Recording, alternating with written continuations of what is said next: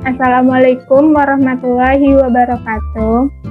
Kami dari kelompok 1 akan mempresentasikan hasil materi kami yang mengenai KLT, GC, dan GCMS, di mana yang beranggotakan Indah Karlinda, Mende Karina Resti, Mahyul Muna, dan saya sendiri Yola Suryani.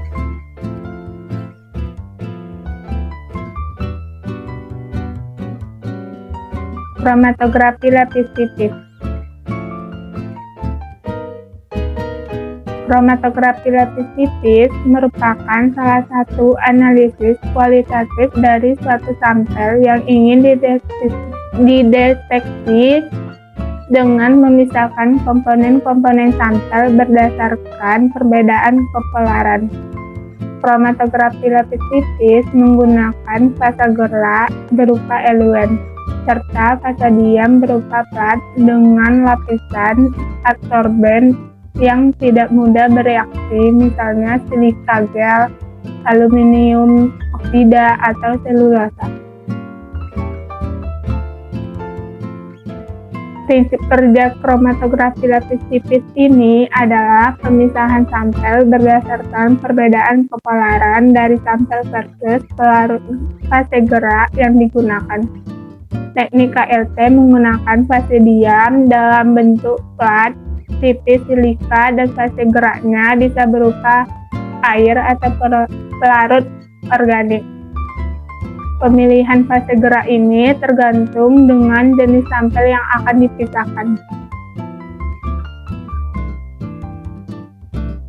Cara pemakaian KLT yang pertama, potong plat sesuai ukuran.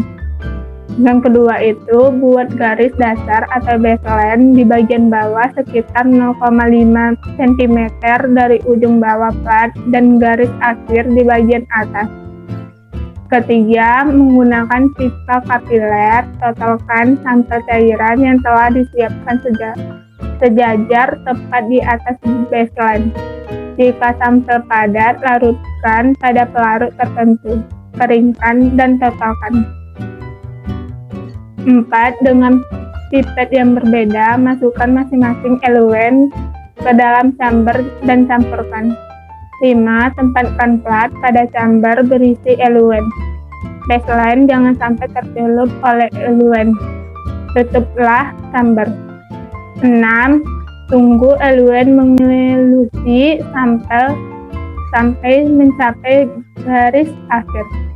Di sana pemisahan akan terlihat. 7. Setelah mencapai garis akhir, angkat plat dengan pinset, keringkan dan ukur jarak spot. Jika spot tidak kelihatan, amati pada lampu ultraviolet.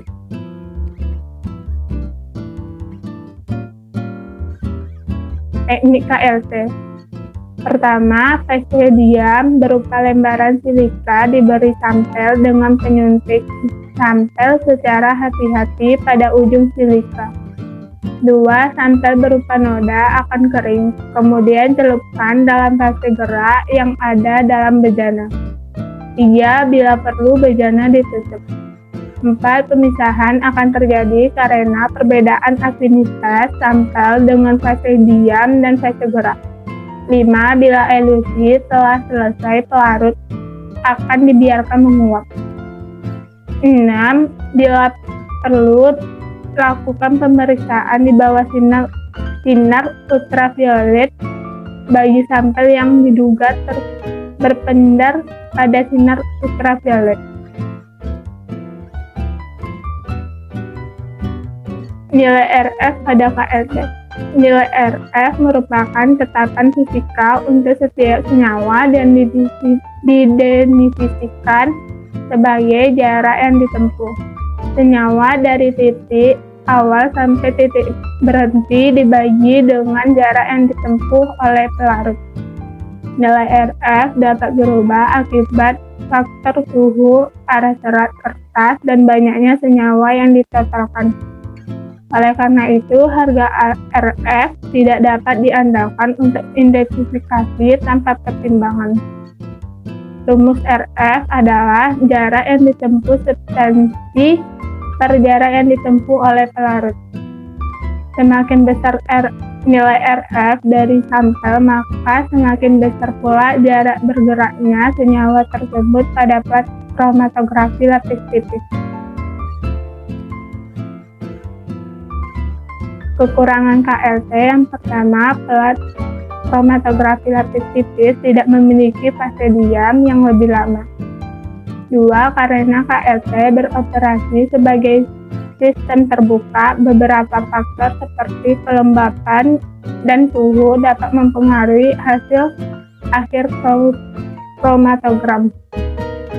3. Kromatografi lapis tipis hanya teknik analisis kualitatif dan bukan kuantitatif. Kelebihan KLT yang pertama, KLT lebih banyak digunakan untuk tujuan analisis. 2. Identifikasi pemisahan komponen dapat dilakukan dengan reaksi warna, fluoresensi, atau dengan radiasi menggunakan sinar ultraviolet. 3. Ketetapan penentuan kadar akan lebih baik karena komponen yang akan ditentukan merupakan bercak yang tidak bergerak. 4. Hanya membutuhkan sedikit pelarut. 5. Biaya yang dibutuhkan terjangkau. 6. Preparasi sampel yang mudah.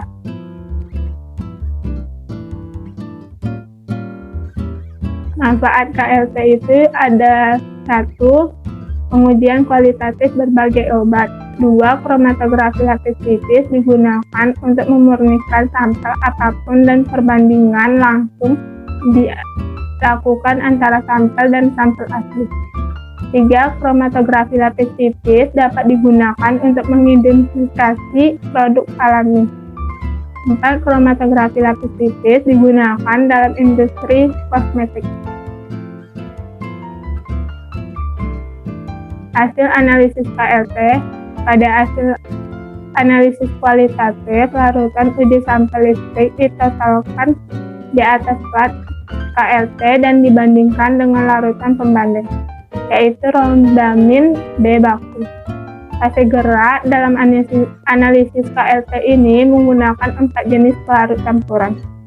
Perbedaan pada nilai RF baku pembandingan terjadi karena elusi noda dilakukan pada wadah yang berbeda, sehingga kondisi jenuh di dalam wadah terganggu dan menyebabkan jarak yang dihasilkan masing-masing plat berbeda-beda.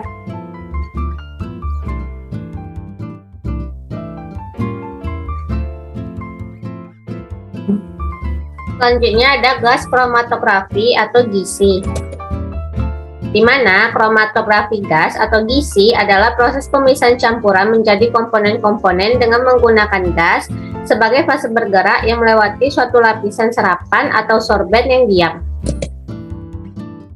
Nah, kromatografi gas termasuk alat analisa secara kualitatif dan kuantitatif. Kromatografi gas digunakan untuk analisa senyawa organik. Nah, alat GC seperti pada gambar sebelah kanan. Fase gerak gas biasanya berupa senyawa inert, contohnya helium, nitrogen, hidrogen, dan argon, yang dimana harganya tidak mahal, mudah tersedia, dan tidak berbahaya jika digunakan. Lalu ada jenis kromatografi gas, yaitu ada 2. Pertama, kromatografi gas padat atau KGP. Yang kedua, kromatografi gas cair atau KGC. Kedua jenis kromatografi tersebut fase bergeraknya adalah gas, tetapi fase diamnya yang berbeda. Di mana kalau kromatografi gas padat fase diamnya berupa padatan yang dilarutkan, dan kromatografi gas cair fase diamnya berupa larutan atau cairan. Lalu ada prinsip kromatografi gas, di mana prinsip analisis kromatografi adalah mengalirkan cuplikan sampel dengan bantuan fase gerak ke dalam suatu kolom atau plat yang berisi fase diam. Dalam perjalanannya menuju kolom tersebut, komponen yang ada dalam cuplikan yang berupa campuran akan terpisah-pisah berdasarkan sifat polaritasnya, sehingga waktu yang diperlukan oleh masing-masing komponen untuk melewati kolom berbeda-beda. Waktu tinggal untuk setiap komponen sangat spesifik, sehingga dapat digunakan sebagai dasar untuk analisis kualitatif. Sedangkan untuk analisis kuantitatif digunakan data luas masing-masing puncak atau tonjolan dalam kromatogram yang dihasilkan oleh masing-masing komponen yang telah terpisah dengan baik. Lalu ini adalah bentuk instrumen kromatografi gas. Perlengkapan dasar suatu alat kromatografi gas terdiri atas tabung silinder gas pembawa, pengaturan aliran, flow rate, dan pengukuran tekanan atau pressure regulator, tempat injeksi sampel, kolom, detektor, amplifier, pencatat atau perekam atau recorder, dan oven dengan termostat untuk tempat injeksi atau gerbang suntik.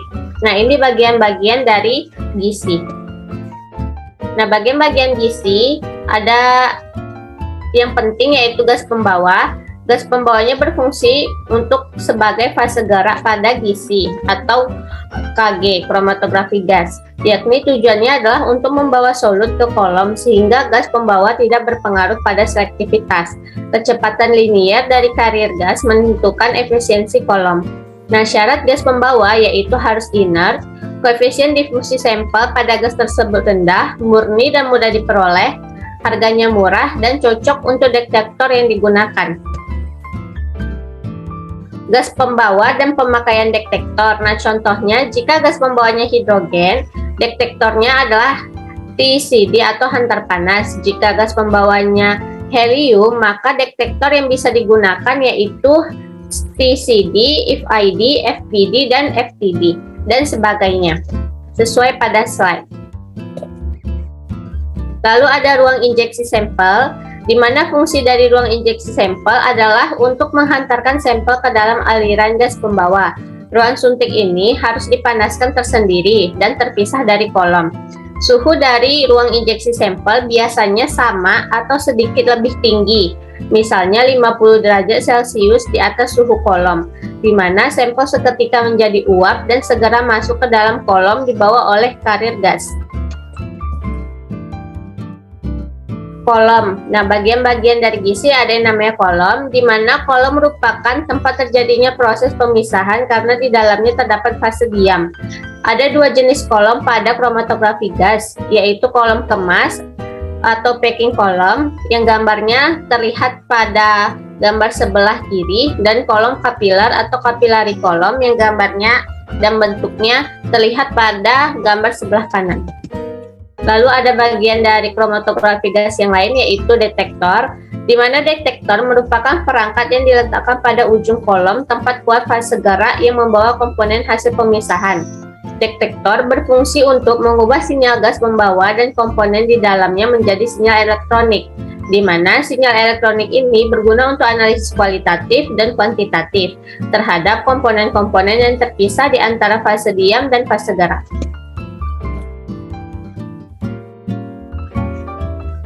Lalu ada macam-macam detektor.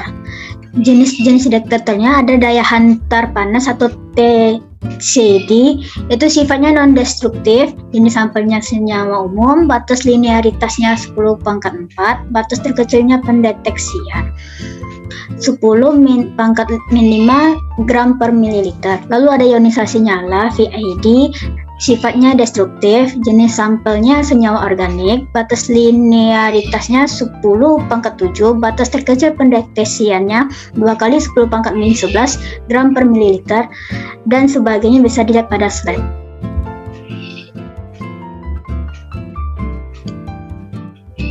Lalu ada alat recorder.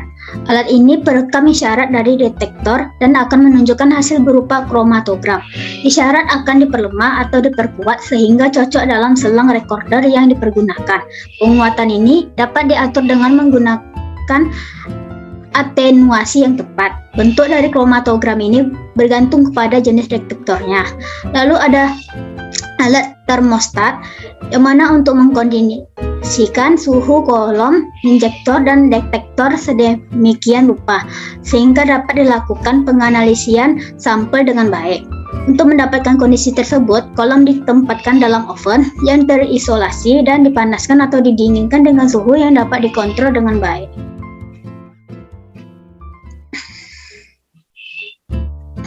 Lalu sistem pengolah datanya, pada kromatografi gas, pengolahan data dilakukan oleh suatu alat pengolah data atau komputer. Informasi yang diperoleh dapat dimanfaatkan dalam analisis kualitatif, biasanya dengan membandingkan waktu retensi sampel dalam kondisi analisis yang sama. Sedangkan untuk analisis kuantitatif biasanya dilakukan dengan perhitungan relatif tinggi atau luas puncak kromatogram sampel melalui metode baku luar atau baku dalam. Lalu ada keuntungan dari GC, yaitu proses analisisnya cepat, biasanya dalam hitungan menit. Lalu efisien, resolusinya tinggi, sensitif, dapat mendeteksi ppm dan bahkan ppb.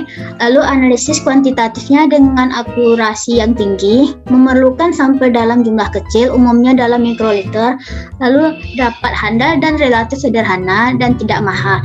Kerugian dari kromatografi gas terbatas pada sampel-sampel yang mudah menguap, tidak sesuai untuk sampel yang termolabil, cukup sulit untuk preparasi sampel dalam jumlah yang besar.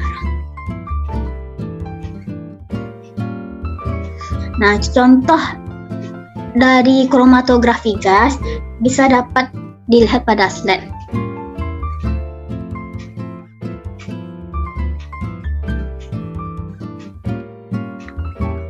Nah, selanjutnya ada gas kromatografi mass spectrometer atau GCMS. GCMS merupakan metode pemisahan senyawa organik yang menggunakan dua metode analisis senyawa, yaitu kromatografi gas, yang mana untuk menganalisis jumlah senyawa secara kuantitatif, dan spektrometri massa untuk menganalisis struktur molekul senyawa analisis. Nah, pada kromatografi gas, metode pemisahannya digunakan untuk menganalisis senyawa yang mudah menguap atau senyawa yang mudah diuapkan.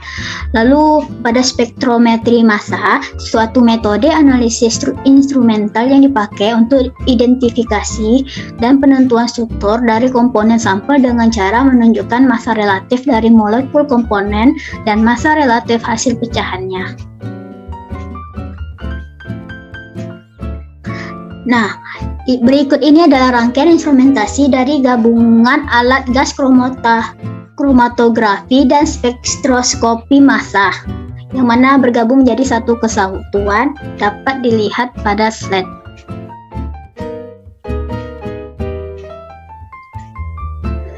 Nah, instrumentasi gas kromatografi ada gas yang ada carrier gas supply, yang mana gas ini dapat digunakan pada dasarnya haruslah inert, kering, dan bebas oksigen. Kondisi seperti ini dibutuhkan karena gas pembawa ini dapat saja bereaksi dan dapat mempengaruhi gas yang akan dipelajari atau diidentifikasi. Lalu ada injeksi sampel, sejumlah kecil sampel yang akan dianalisis diinjeksikan pada mesin menggunakan semprit kecil. Lalu ada kolom. Ada dua tipe utama kolom dalam kromatografi gas cair ini. Tipe pertama ada tube panjang dan tipis berisi material padatan. Tipe kedua lebih tipis dan memiliki fase diam yang berikatan dengan pada bagian terdalam permukaannya. Ada tiga hal yang dapat berlangsung pada molekul tertentu dalam campuran yang diinjeksikan pada kolom. Yang pertama, molekul dapat berkondensasi pada fase diam. Yang kedua, molekul dapat larut dalam cairan pada permukaan fase diam. Yang ketiga, molekul dapat tetap pada fase gas.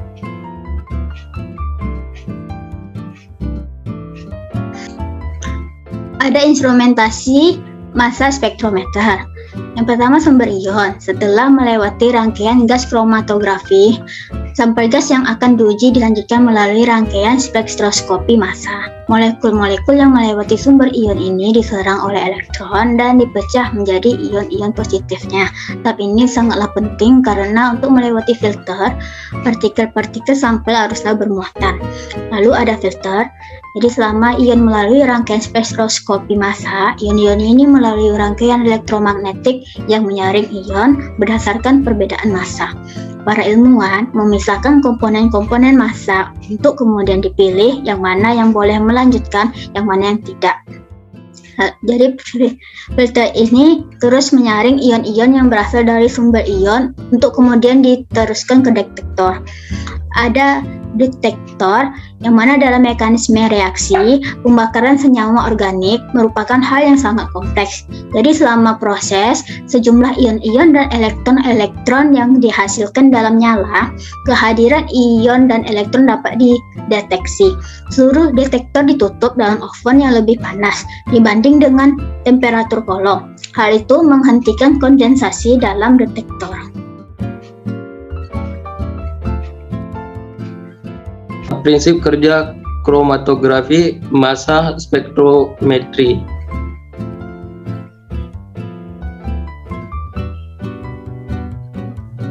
Spektroskopi massa. Umumnya, spektrum massa diperoleh dengan mengubah senyawa suatu sampel menjadi ion-ion yang bergerak cepat yang dipisahkan berdasarkan perbandingan massa terhadap muatan. Spektroskopi massa mampu menghasilkan berkas ion dari suatu zat uji, memilah ion tersebut menjadi spektrum yang sesuai dengan perbandingan massa terhadap muatan dan merekam kelimpahan relatif tiap jenis ion yang ada. Umumnya hanya ion positif yang dapat dipelajari karena ion negatif yang dihasilkan dari sumber tumbukan umumnya sedikit.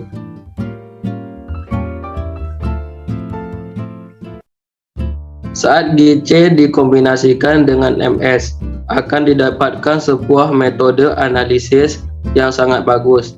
Peneliti dapat menganalisis larutan organik, memasukkannya ke dalam instrumen, memisahkannya menjadi komponen tinggal, dan langsung mengidentifikasi larutan tersebut.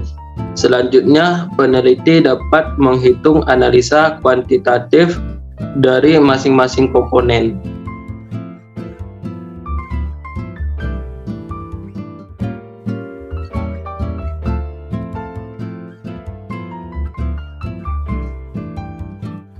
Metode analisis kromatografi massa spektrometri. Pada metode analisis GCMS adalah dengan membaca spektra yang terdapat pada kedua metode yang digabung tersebut. Pada spektra GC, jika terdapat bahwa dari sampel mengandung banyak senyawa, yaitu terlihat dari banyaknya puncak pitch dalam spektra GC tersebut. Selanjutnya adalah dengan memasukkan senyawa yang diduga tersebut ke dalam instrumen spektroskopi massa. Hal ini dapat dilakukan karena salah satu kegunaan dari kromatografi gas adalah untuk memisahkan senyawa-senyawa dari suatu sampel. Setelah itu didapat hasil dari spektroskopi massa pada grafik yang berbeda.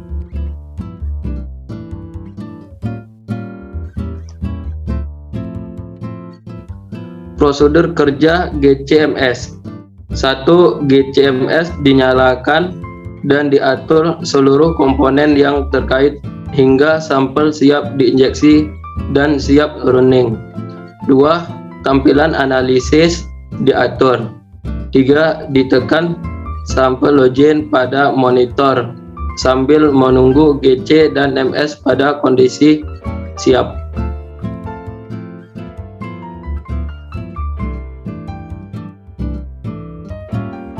4. Tombol start pada monitor ditekan sehingga otomatis injektor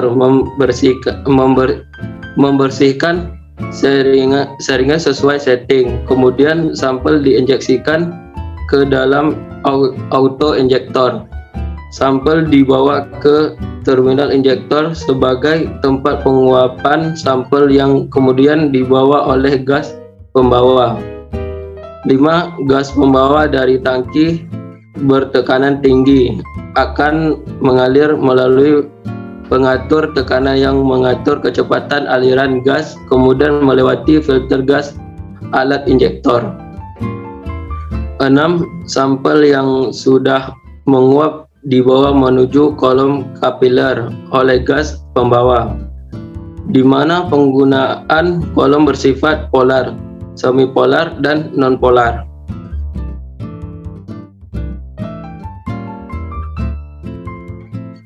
Ketujuh, kemudian sampel di bawah dalam kolom menuju alat MS. 8. Melewati spektra di mana pemancaran sinar alfa terjadi pada filamen sehingga terjadi fragmentasi senyawa yang dianalisis. 9. Selama setting waktu awal atau bila grafik sudah menunjukkan agak datar, analisis GC dapat dihentikan dengan penekanan tombol stop pada monitor.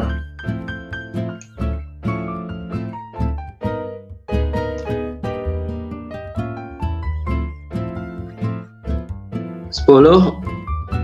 Puncak grafik diidentifikasi pada tiap waktu latensi dari puncak awal sampai puncak akhir dan dicocokkan dengan referensi pada program GCMS. Tekan Seminary Search. Hasil identifikasi akan menunjukkan komponen yang paling mirip dari beberapa komponen dari bobot molekul serta tinggi interfiknya, dan yang teratas adalah yang paling mendekati di mana keluaran kromatogram melalui komputer. 11. GCMS dimatikan.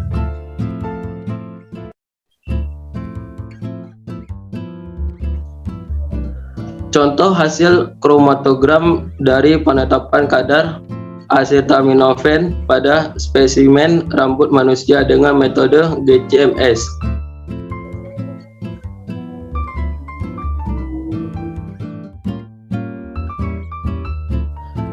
Kelebihan GCMS: waktu analisis singkat dan ketajaman pemisahan yang tinggi serta dapat menggunakan kolom lebih panjang.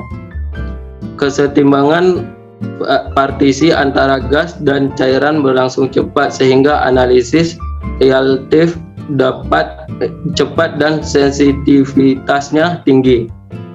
Pemakaian fase cair memungkinkan kita memilih dari sejumlah fase diam yang sangat beragam yang akan memisahkan hampir segala macam campuran. Kekurangan GCMS: pemakaian hanya terbatas untuk zat-zat yang mudah menguap, tidak digunakan untuk senyawa-senyawa korosif seperti asam sulfat pekat. Biasanya terdapat kesalahan-kesalahan pada analisanya yang timbul dari cara penyiapan cuplikan, penampilan detektor, penampilan pencatat, cara kuantitatif, dan perhitungan. Kromatografi gas tidak mudah dipakai untuk memisahkan campuran dalam jumlah besar. Senyawa dapat tidak terdeteksi berat molekulnya jika senyawa tersebut tidak terdapat dalam library dan harus membuat larutan standar agar dapat membaca berat molekul dan kromatogramnya.